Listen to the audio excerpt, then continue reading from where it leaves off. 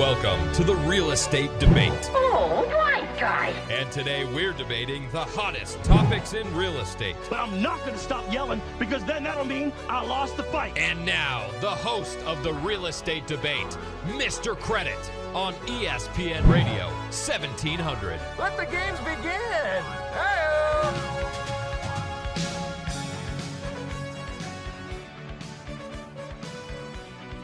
All right, welcome. It is that time. It's time for the Real Estate Debate, where we debate the hottest topics in San Diego real estate with some of the best local professionals right here in San Diego. Today we have some great guests. We have great topics lined up. Let's introduce, we have two first-timers on the Real Estate Debate today. Seth Robinson, not a new comer to the studio. You've been on the show many times before, but this is your first time on the Real Estate Debate. Seth Robinson, welcome. Thank you very much. Good to be here. Now, you're with Red Tree Realty and redtreerealty.com. Is there a particular red tree? Is there one tree that represents the realty, or is that a euphemism of some sort? It's a euphemism of some sort, yeah. It has, it has significance to me and my business partner who own the brokerage, and it's just a logo that we really found striking, and we stuck with it. Okay. Well, I like red, so I'm in. RedTreeRealty.com. Seth Robinson in the studio today. We also have Melissa Sofia. This is not your first time in the studio either, but it is your first time on the Real Estate Debate, and you're representing all women in real estate today. Welcome. That's a big job to handle. I'm happy to have it. Thank you so much for having me. Awesome. Melissa is with the Avenue Home Collective and the Avenue Home Collective.com. Yes, and that's no specific avenue. No specific avenue? Either. I was going to say. All avenues are covered. I live on 10th Avenue. Is there an avenue you have in mind? All avenues. All avenues that lead to home ownership, right? Exactly. We also have Bryan Devore in the studio today. He's been here many times before. He's also been on the Real Estate Debate. Bryan, you're a former champion of the Real Estate Debate. Today you're looking to become the very first two-time champion of the Real Estate Debate. I noticed you didn't leave any of your lucky tree kits at home. They're all here this time. I got everything hopefully working for me. All right. We even put you in a different seat. Right. Which is, bald spot situation. Right. Appreciate We that. want to make sure that you're feeling good about that. Thank you. I'm ready to go now. All right, we're having a good time. If you want to stream live, MrCredit.tv, you can actually watch and listen, or you can listen as you are right now on ESPN 1700. So first thing we like to do to get things started, Seth, we're going to start with you, is describe the current state of the San Diego real estate market using just one word, and then explain what would your one word be right now. A fair market. Fair. Yeah, I think for the first time, both buyer and seller have equal opportunity. There's no longer the bidding wars necessarily taking place.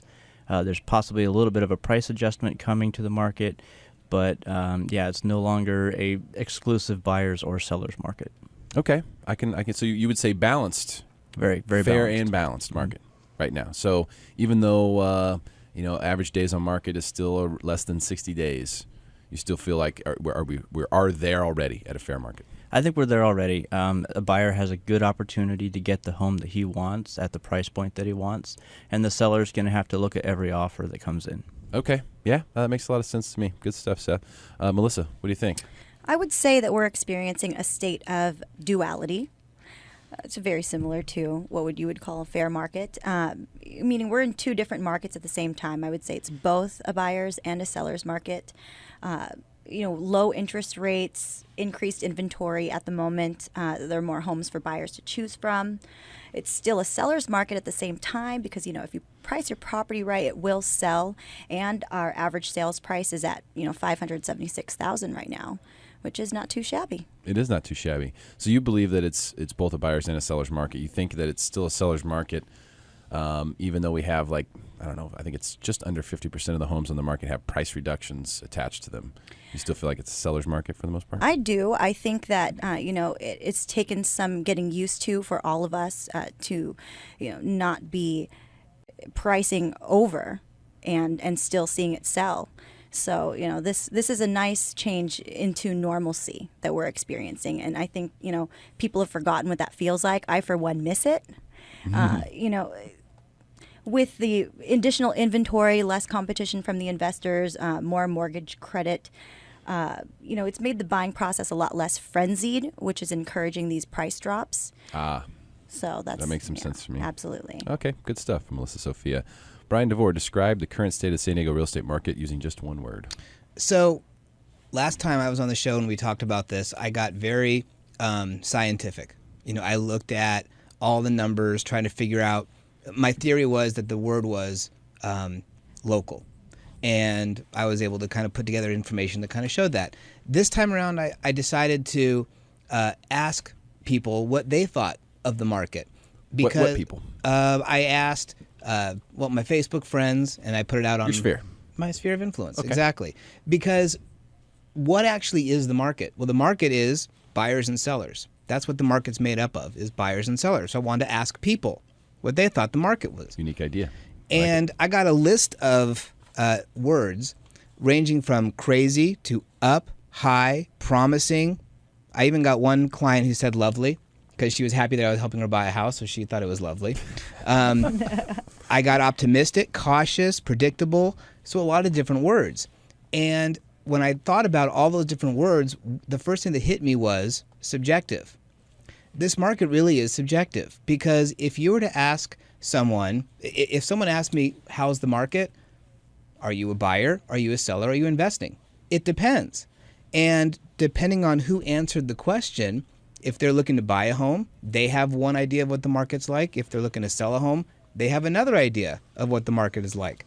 So I really think that it's very subjective based on where you're at. Are you buying? Are you selling? Are you just watching to see what the market does? I do have a lot of good data, which I'll save for the next question. But I thought that for this question, I thought it was kind of appropriate. No, I really like that, actually. If you're getting different answers from different people in the market, then that does kind of point back to what everyone has kind of said so far today, which is that it's balanced or it's fair. It's becoming a market where you can't just say, oh, it's a hardcore seller's market. Oh, it's a hardcore buyer's market.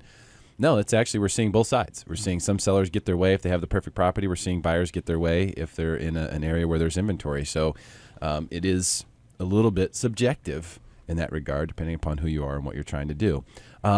Here's what I'd like to do next. I would just like for you to give me an idea on a scale of 1 to 10 how you expect the market will be in the fourth quarter of this year. There's a lot of signs that kind of point towards slowness in the fourth quarter, which is right around the corner here.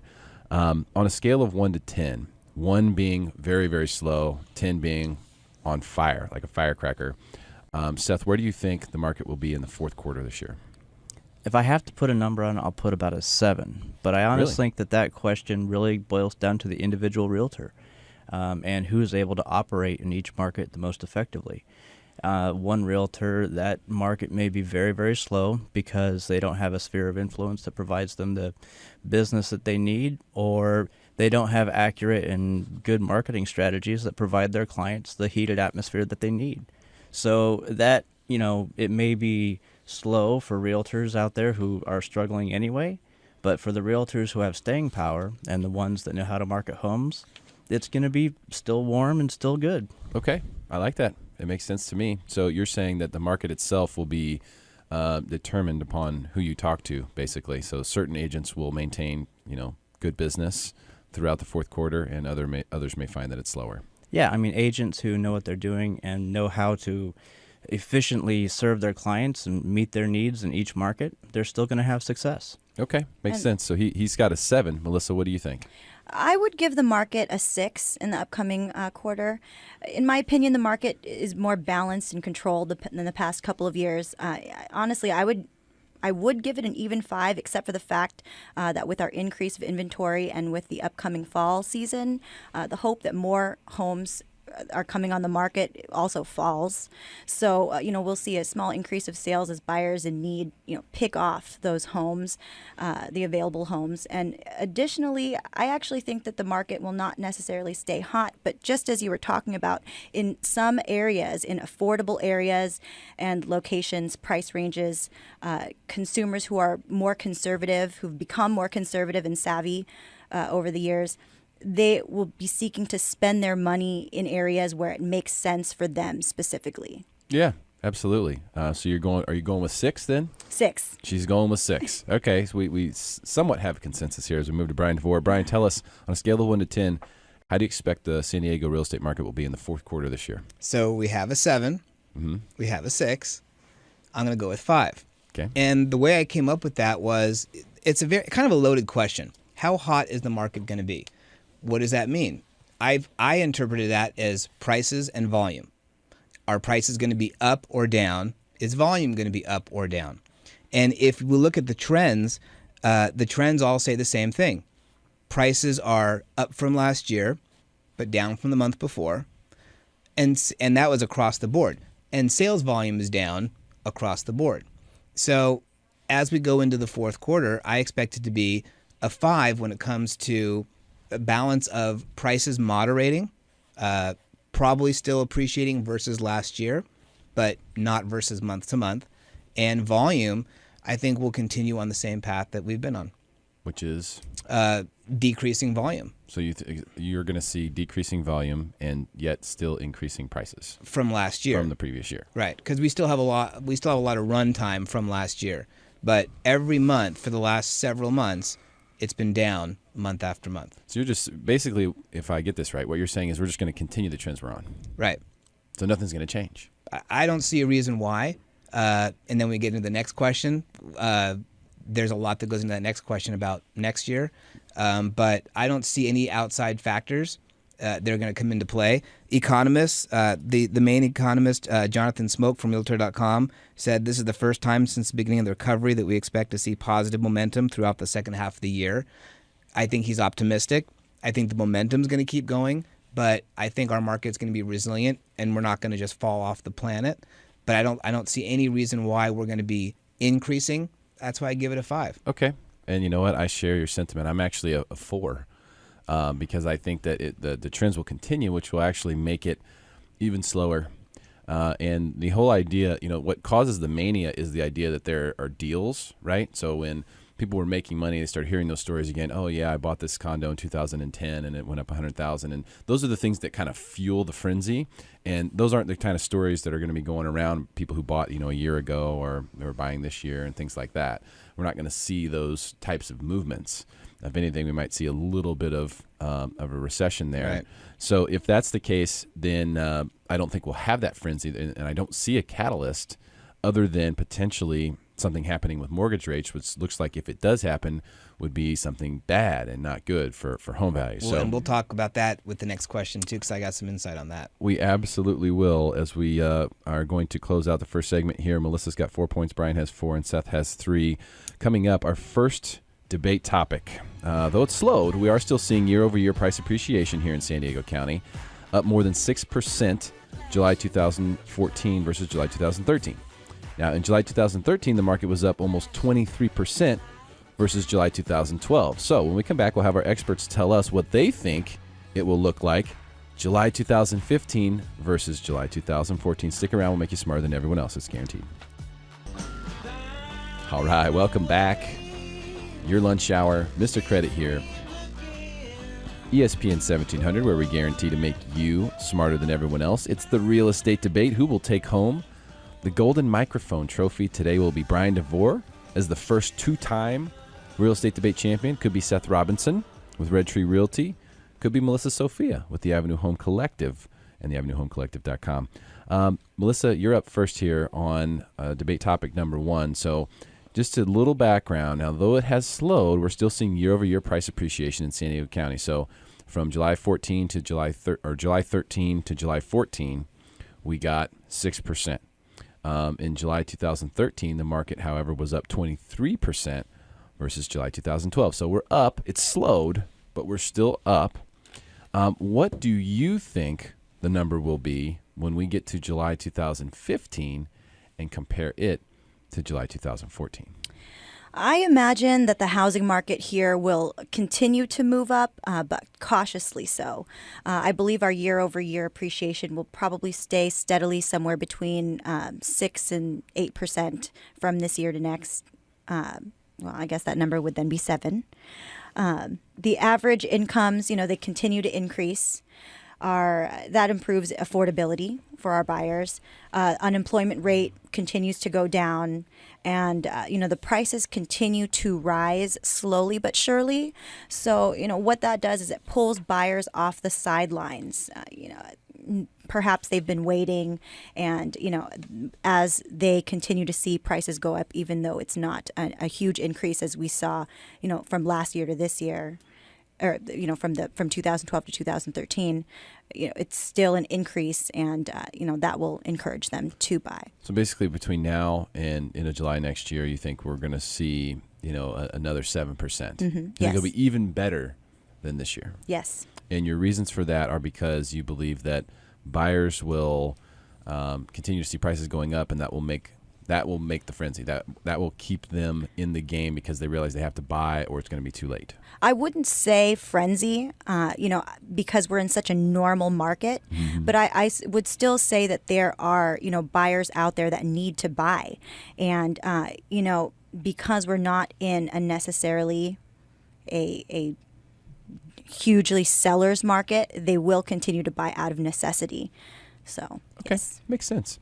Bryan Devore, what do you think is going to happen July 2015? When we get there, we look back in comparison to July 2014.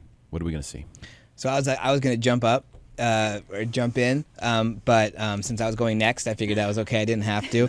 But I do have to refute one thing that Melissa said about incomes. And in the Union Tribune today, as it happens, there's an article about affordability. And it talked about how it said living here swallows more of your money. Okay. And it talked about how 35.5% of your income, if you're in San Diego, would go towards a house. Nationally, it's 15%. So we're the seventh least affordable place in the country. Okay. Incomes have actually gone up 2%, but prices of homes have gone up 7% and rents have gone up 9%. So we're not keeping up quite as much as we should be. So to answer the question now, jumping a year ahead, I think 3 to 4%, which I think is the historic norm. If you look back over the last several years, if we hadn't had the huge jump and the huge drop, which I think we dropped too much, I think we overcorrected down, we're back on track with what we would have been if that hadn't happened, and then historically 3 to 4%. Why do I think 3 to 4%? I think that number one, we're going to keep on a similar trend as far as inventory, as far as pricing and so forth that we've seen. We talk about outside factors. The biggest one really is interest rates. Okay, lots of wonderful bad news out there in the world, and as long as there's wonderful bad news out there, interest rates will stay low. This time next year, we'll be heading into an election year, and you know what they say about election years. Rates do not go up in election years. If anything, they go down, or at least leading into an election year. So I don't think rates are going anywhere. In fact, rates were down last week over the week before. And everyone keeps talking about how rates are going to go up, better lock in, better lock in. That's not happening. So I think rates are going to still be doing what they're doing. The biggest issue I think that we could have, why there is a chance, although I don't think it's a big chance, that we could see a depreciation, are the headlines. And over the last couple weeks, I just took out some of these headlines. County median home price dips. Well, yeah, month to month, but it's still over from a year ago. And then another one here, housing improving, but still searching for normal. People read the news, and the market is all about how safe and secure people feel. And if they feel like the market may be turning and it's going to be bad, it's going to be a self-fulfilling prophecy. If we keep seeing all these headlines about doom and gloom, we may see the brakes go on quite a bit harder. So, Consumer confidence. Exactly. I mean, basically, that's what you're saying. Consumer confidence is huge. In fact, might be the most important aspect with regard to housing, because you look at all the factors. I mean, if you go buy a house, things might feel really good today. Let's say you have a $200,000 a year job. You know, you've got a stay-at-home mom and 3 kids. Everything looks good. That can change like this if you lose a job. Right. So if you put down your I still have the life 3 kids? savings, you put down your life savings into something like that. So there's risk there. And that's one of the things we talk about with regard to this. So I think that's something people are definitely aware of now. And if confidence, defers a little bit, people will just wait. Right. They will just wait. And that's one thing about individuals now making financial decisions. One of the things we figured out: people have no problem not doing anything. Right. Yeah, buyers are no longer seeing what they would consider to be bargain pricing in this market. So, if they don't feel in love or see a property as underpriced, they're simply walking away and holding on to their money. They definitely don't feel as if they need to jump on anything. Even the low interest rates aren't always enough to, make them sign on the dotted line. I think people have become less sensitive to interest rate and more sensitive to price Payment. point, and Right. that is the thing. Can I add one more thing real quick before Seth goes? Yes. Just one more thing. I always talk about price to earnings ratio for a stock is the same thing as rent to purchase ratio for a home, and it'll be a seller's market if it costs more to rent than to buy. The one thing that keeps us going in the way we're going on a positive note is it still costs more to rent the same home than to own the same home. That's true. And that has actually been the statistic that has been the catalyst for the bottom of every single market that we've seen, which is what allowed me to call the perfect bottom of the market back in 2010. Ta-da! Seth Robinson, what do you think as far as what prices will look like when we're taking a look back? Fast forward to July 2015, we're looking at the year-over-year statistics versus July 2014. What are we looking at and why? I think we're looking at the standard regular growth, 3-4%, maybe even a little bit less. I think that there's still a lot of investor money that's sitting out there. And the reason why we saw the massive increase year over year from 2013 to 2014 is because investors were buying up properties, dumping a bunch of money into them, and then turning them over and selling them at massive profits, which was increasing the average price point of the homes. And we're seeing the trickle effect right now where that money is really starting to fade away. So it's going to slow down month over month. It went down a little bit from month to month just recently. And it's going to continue to do that throughout the rest of this year because investors are no longer spending their money in homes right now because they can't turn the profits they can. The home prices are no longer such to where it makes sense for them to do that. They can make 15% in the stock market. So yeah, so it's gonna slow down pretty dramatically the actual price, month over month, and that's gonna affect the whole year over year. And so I don't think we're gonna see any more than a 2 or 3% increase. And I think that, like Bryan said, the most determining factor is going to be the interest rates, and that if interest rates do in fact go up, it's going to decrease values very, very rapidly. If they stay the same, we'll see the same 3 or 4%. It's going to be about the same. I don't see another frenzy coming in 2015. The frenzies are caused by investors opening up their wallets, and it's just not going to happen. That's a very good point. In fact, I gave you a couple points for that one because the reality is we were seeing that affect all the numbers. Remember, we have to try to peel back the curtain when we look at these statistics. Like back in those times in 2012, 2011, when investors were doing a lot of these sales, you were getting sales figures and volume numbers that were ridiculous and price appreciation that was ridiculous, but we had to go back and look and say, well, how many of these were the same homes being sold twice? First being sold to the investor cash for $300,000 and then being put on the market for $550 after it was completely gutted and renovated. And so the same home was selling twice in the year and was counting towards the volume, and you were also seeing those numbers of appreciation, and that is something that we can pretty much be sure of is not going to take place between now and this time next year. What'll be interesting though is because in Union Tribune, that article you referenced before about not only they were flipping properties, but a lot of them were holding on to the properties. Inventory could go up if they then decide to turn these rentals into for sale units. We'll have to see what happens.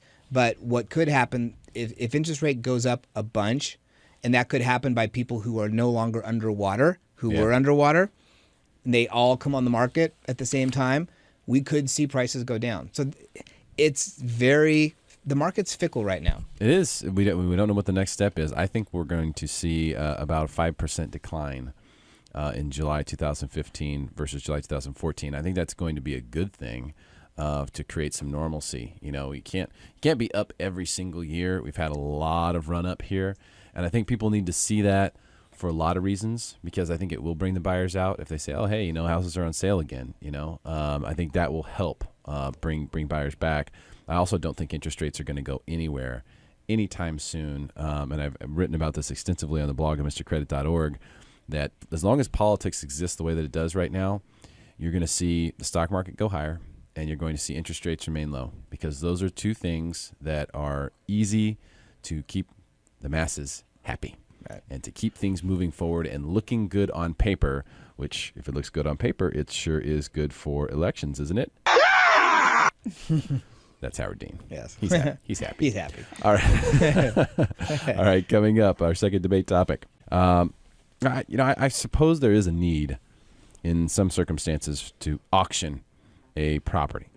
However, it seems like this website, auction.com, is trying to take the concept mainstream. When we come back, we'll have our experts tell us why auction.com is good or bad for the consumer in their opinion. We'll make you smarter than everyone else. It's guaranteed. Stick around. All right, welcome back. Thanks for hanging out with us on a Friday. Real estate debate day. Guaranteeing to make you smarter than everyone else. We do that every day at noon right here on ESPN 1700. Who will take home the golden microphone trophy today? Will it be Bryan Devore as the first two-time champion on the real estate debate? Could be Seth Robinson winning his first real estate debate. Or it could be Melissa Sofia winning her first real estate debate as well. Bryan, you're up for debate topic number 2. And, right. I guess there might be a need to auction a property in the right circumstances. I mean, I almost started this topic with I don't see a reason why you should ever auction a property, but maybe there's a time when you should do it.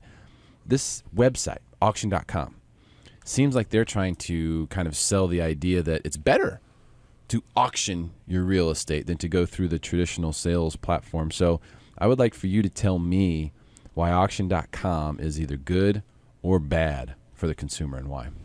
So I could tell, by the way, when you were talking about the topic, you did not like this idea of the auctioning. So I always go back to what's best for the consumer, okay? Is this auction process the best thing for the consumer? And when I'm working with buyers, what are consumers looking for? Selection, good price, and quality of home. Now, it's important to note that auction.com does not allow you to list your home for sale, okay? You have to have 20 homes minimum before they will put this bulk of homes on the market. They're mostly for the bigger players, the big investors and the banks, okay? So home sellers are basically sort of locked out of this particular website. There are other sites that can do it. But when looking for the buyers, say, okay, selection. What's this inventory made up of? As of this morning, there are 53 homes on the market in San Diego on auction.com, okay? 1 is a short sale and 52 are bank-owned properties. Is that really a good selection? How many homes are on the market in San Diego total? Thousands. There's 53. Not a very good selection, okay? Number one. Good point. And what's also interesting to note is all but one, no, I take it back. All but one of the auctions were postponed.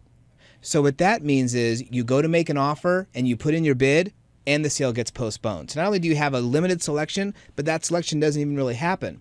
And one of the sales was canceled altogether. So it's kind of difficult in that respect. As far as price goes, I don't know because I haven't seen what someone paid for it, and you don't really know what ultimately happens because it could get bid up or not. We don't know. But what I do know is if you have to have cash to buy most of these homes, or you have to get one of their credit lines, which you only have to pay 1% for a drawdown fee. It's not really a great way to spend the money. So you either have to have all cash or you can do one of these types of loan situations. And then when you talk about quality, the biggest, most important thing, and I always tell my buyers this, the best money you can spend when you buy a home is on a home inspection. You can't do a home inspection on a house when you do it through auction.com.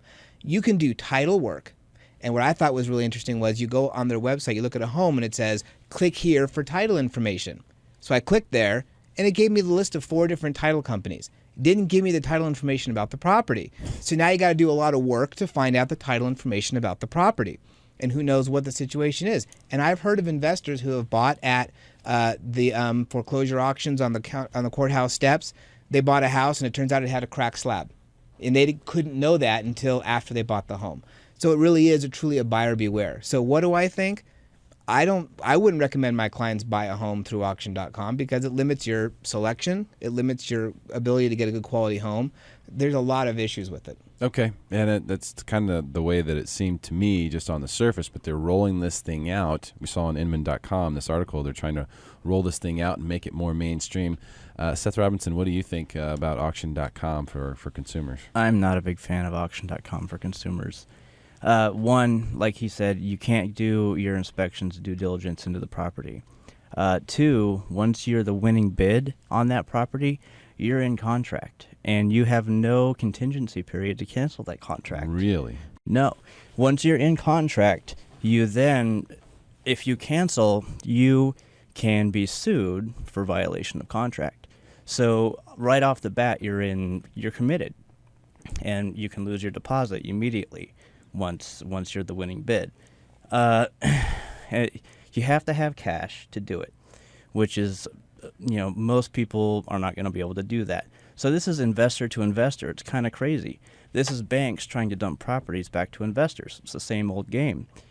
You can't individually list your property, as he said. You have to have a large portfolio of properties. This website, even in its Q&As, when you go through and you read them, there's grammatical errors, there's spelling stuff. I don't know who's behind it. It's not professional.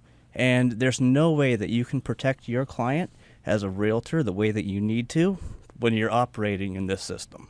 Yeah, well, that's huge. I mean, you obviously have protecting yourself. We always say when you buy a house, there's risk involved. A lot of people don't think there is, but there is definitely risk involved. And I think you're adding to that layer of risk when you look at something like an auction.com. This is not for consumer. If you're a savvy investor who knows how to do due diligence to a property without actually getting inspections, this could potentially work to your benefit with commercial properties, because they do commercial properties as well.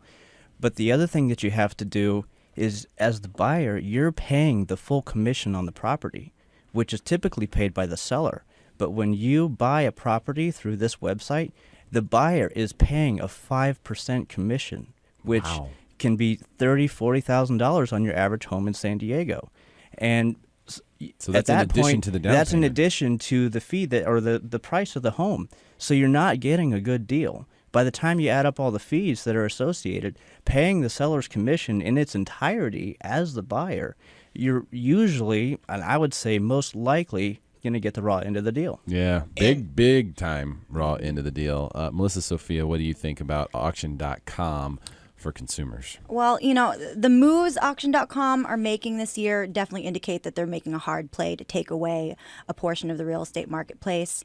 It has to be said that Google Capital dropped $50 million into this just in March of this year.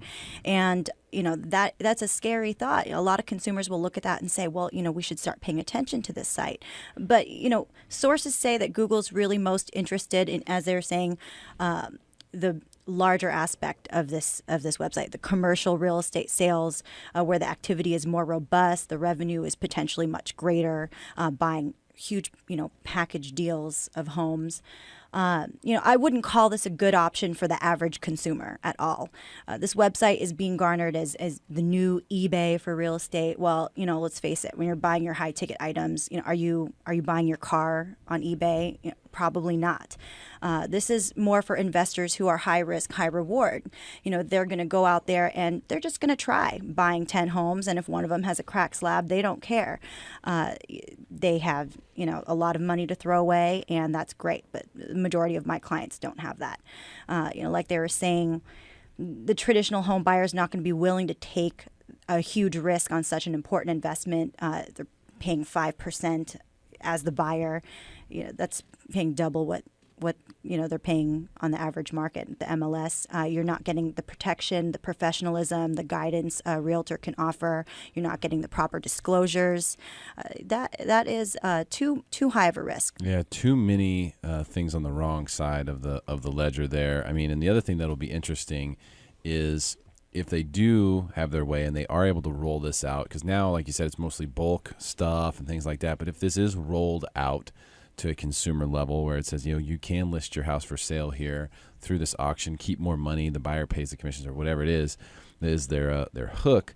Whether people would buy into that, whether sellers would buy into that idea, because maybe they say, oh, well, I'll have the buyer pay the commissions. I don't want to pay the commissions. I'll have the buyer do it. We'll just have auction.com, market the property for us. It gets pretty interesting and scary at the same time. I don't know if they have the legs to pull that off or not, but they definitely have the money now, thanks to Google Capital. And not only that, real quick, you could also be the winning bidder and not get the house, because in some states there's rescission laws, and the seller could actually get the house back. So you can go through all that, and you actually don't get the house. And there's also a reserve on the house to begin with, which they don't disclose to you. So you don't even know where to begin. And you're buying distressed property to begin with. So there's a reason why it's distressed, especially on the commercial side. When commercial property goes up for sale and it's an auction, you're not only are you buying the property, but you're usually buying the tenant as well. And so you're buying property that's in distress with bad tenants that has negative cash flow right off the beginning, and you can't do your due diligence into the property. You can't get the books. You don't know any of this stuff up front. There's no way you can make an educated decision using this portal when you're buying real estate. Yeah, and I would highly recommend that you make an educated decision anytime you consider buying real estate. All right, coming up, it'll be For the Win. We'll see who's going to walk away with the golden mic on our third debate topic, open houses. Is having an open house worthwhile anymore, or is this so 1979? When we come back, our in-studio experts will tell you and me. We'll all get smarter than everyone else. See you then. All right, welcome back. We are just a few minutes away from declaring a winner here at the Real Estate Debate. Of course, someone calls me right now. Bryan Devore is leading with 12 points. Seth Robinson has 11. And Melissa Sofia, you have 8 points. So you will be leading this topic. Now, I came up with this because, I'm the director of real estate San Diego Union Tribune. The hottest thing that we have in the paper is the open house section. It's growing. People are using it. It's really amazing to me that that's the case. If you Google San Diego open houses, Union Tribune comes up first because we put all this stuff online.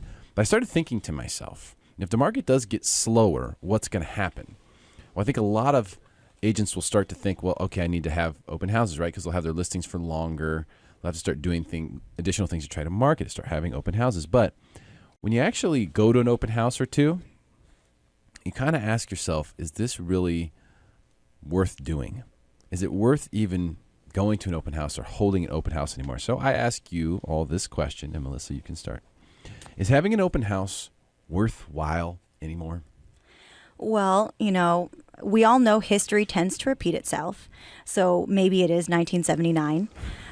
From personal experience, I actually just sold a $565,000 sale. It's currently in escrow where I sold it to my own buyer who did walk in off an open house. So, yeah. My answer is yes. Buyers are looking at photos online, but with the increase in available technology, apps, and such, buyers who don't necessarily define themselves as seriously looking are still looking. They're looking on Realtor.com, obviously Zillow, Trulia. Sometimes they seek the no-pressure experience of walking into an open house versus scheduling a private showing with an agent. And, actually speaking of open houses, I have a great buyer's agent, Corey Wilcox, who's holding my listing open for me in the Christmas Card Lane area of Rancho Penasquitos. No, but that's a good question because it's funny. You will see anytime. It's not just Saturday and Sunday 1 to 4 anymore. No. You will drive around mid-morning, mid-afternoon, midweek, and you'll see open house signs literally left and right. I've historically told my clients that open houses don't sell listings, price sells listings. But with the current temperature of the market, the tech-savvy consumer, I feel things are changing slightly, and the best agents always go with the flow of the times rather than try to fight against it.